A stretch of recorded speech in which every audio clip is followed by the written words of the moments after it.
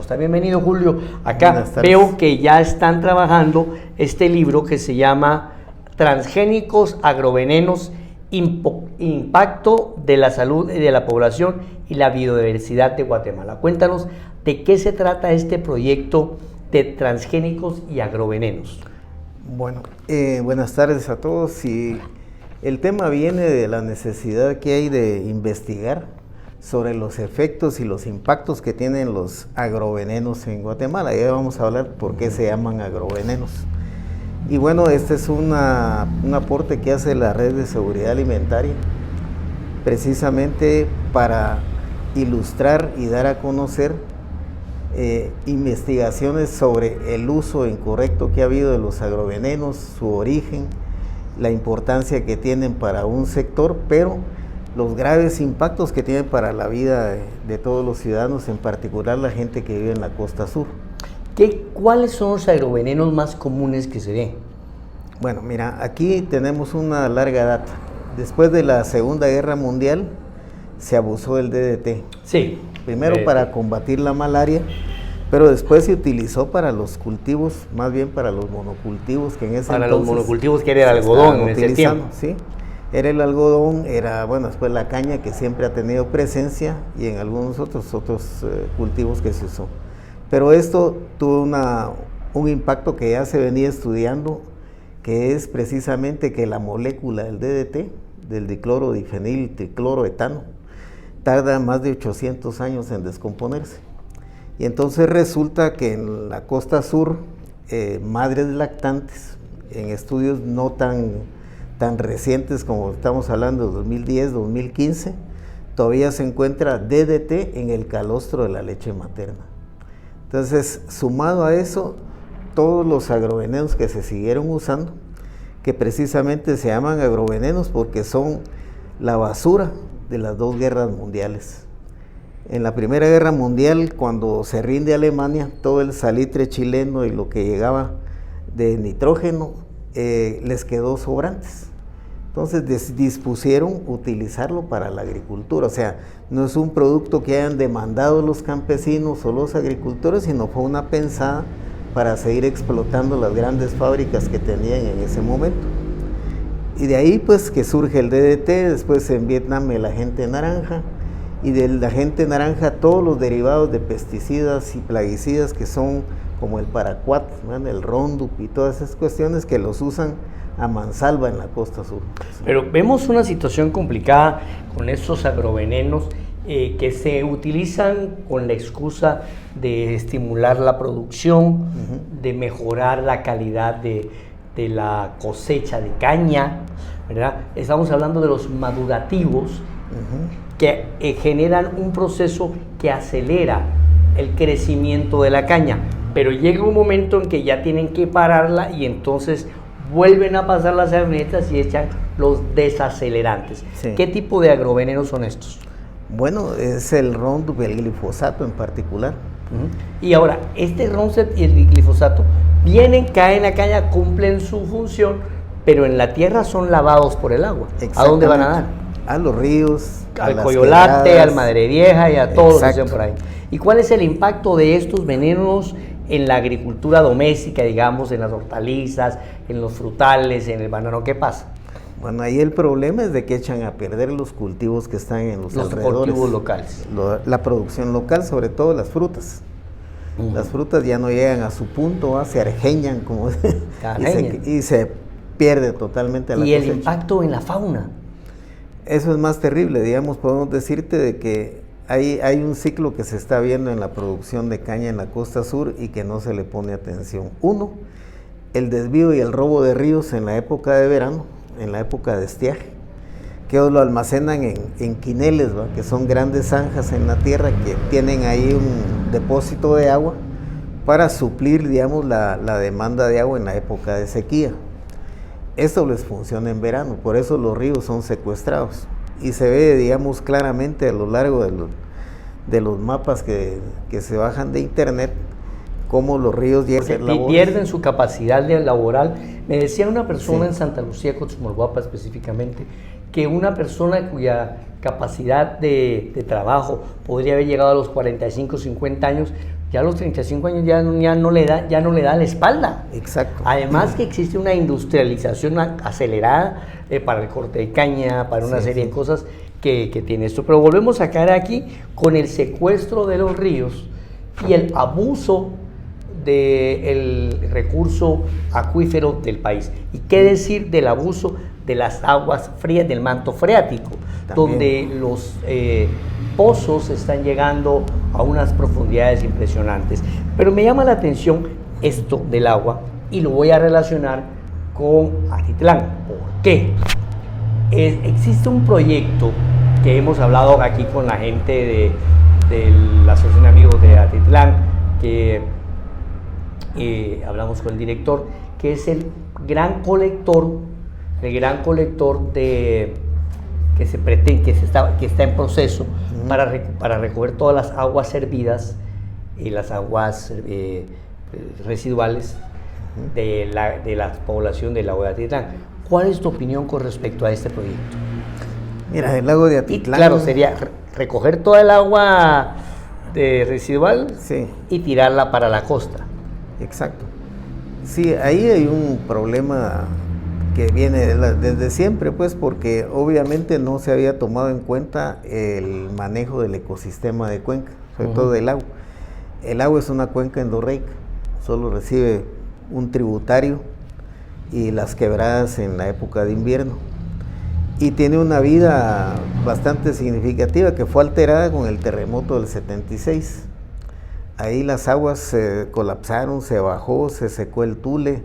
Hablaban también de la desaparición del Pato Poc, pero es una variedad que ahí se encuentra todavía en algunos lados. El asunto es de que los lagos por sí tienen su propio drenaje.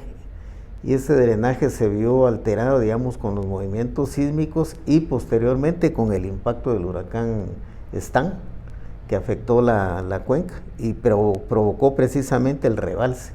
¿Sí? Las aguas crecieron y tardan mucho más en volverse a filtrar, digamos, por el lado de esas cuencas, drenajes internos que tiene el sistema lacustre. Ahora bien, las aguas han tenido otro impacto también, si te recordás, el tema de la cianobacteria, que se volvió cianohisteria al final, porque decían que se iba a morir el lago y toda la cosa. Bueno, la bacteria tiene millones y millones de años de estar ahí, y lo único que ha pasado, que también tiene que ver con el tema de los agroquímicos, es de que el drenaje que llega al lago viene cargado precisamente de todos esos abonos químicos. Entonces están alimentando a la bacteria, y la bacteria, su estrategia es crecer y reproducirse. Y el impacto que tuvo cuando se vio el gran crecimiento y que efectivamente la cianobacteria llega a tener algunas toxinas que sí son de tratarse, reflejaron eso que estamos hablando, el mal manejo de la cuenca y la introducción también de productos que están contribuyendo precisamente al deterioro. Bueno, pero además tenemos que hablar de la contribución de la población. Exacto. Y que está generando, ya hay poblaciones que su producción de residuos sólidos y líquidos, entiendas, de orina y excremento, ¿verdad? Se va al lago. Entonces, antes lavaban 2, 3 personas, pero hay fotografías aéreas de Parajaché donde entran unos grandes ríos de porquería al lago de Atitlán. Entonces, si a eso le sumamos esto, la opción de un gran colector que sacara esas aguas residuales a la costa, ¿no sería una opción? Bueno, yo he escuchado, digamos, y conozco un poco de la propuesta que había del colector que va a transitar, digamos, por bajo del agua, porque eso va a hacer una circunferencia y sacarlo para la parte sur. Obviamente, digamos, ese es un alto riesgo. En una zona sísmica. En una zona sísmica, con esos flujos y reflujos de agua, y que los materiales va conociendo cómo se manejan las construcciones en el país, pues definitivamente no van a ser los mejores, y mal que bien, pues van a crear una situación de riesgo. Una situación de riesgo donde en lugar de ayudarla terminemos de fregar. Exacto. Los negocios de construcción aquí en Guatemala son apetitosos por eso, pero claro, las pérdidas que tienen en los sobornos, en las coimas, pues se lo gastan en materiales de baja calidad. Para mí que es una situación que amerita una gran discusión, un debate técnico, científico y sobre todo el aval de la población para que esto no vaya a ser tan conflictivo. Ahora, con la población hay un problema porque, digamos, para tener un alcance de eso se necesita poner de acuerdo a todos los pueblos de la cuenca del lago, eso va a estar complicadísimo. Sí. Es complicado el tema del manejo de los residuos sólidos, entiendas, el plástico. Estuvimos en San Pedro de la Laguna, invitamos al alcalde, él se tiró el decreto de que iba a prohibir el plástico y puro cuento, eso no pasó. Ahí tenemos nosotros en producción imágenes donde no es así. ¿Por qué? Porque la cultura no lo permite. Usted no va a comprar 2 quetzales de pepitoria, ¿en qué? ¿En una hoja de plátano? No, se lo dan en bolsa plástica. Sí. Entonces es muy difícil la cultura. Entonces el manejo de los residuos sólidos, el alcalde nos hablaba de que hay recicladores, etcétera, pero por más cosas éticas que hagan, se complica la situación. Y entonces aquí caemos a lo que siempre caemos nosotros, usted y yo, mi querido amigo, y es que así como la Guatemala tiene deuda externa, también tiene una deuda moral y también tiene una deuda legislativa con el pueblo de Guatemala. 37 años sin ley de monopolios y 37 años sin ley de aguas. Tú que estás metido en este tema, ¿qué has escuchado con respecto a esta iniciativa?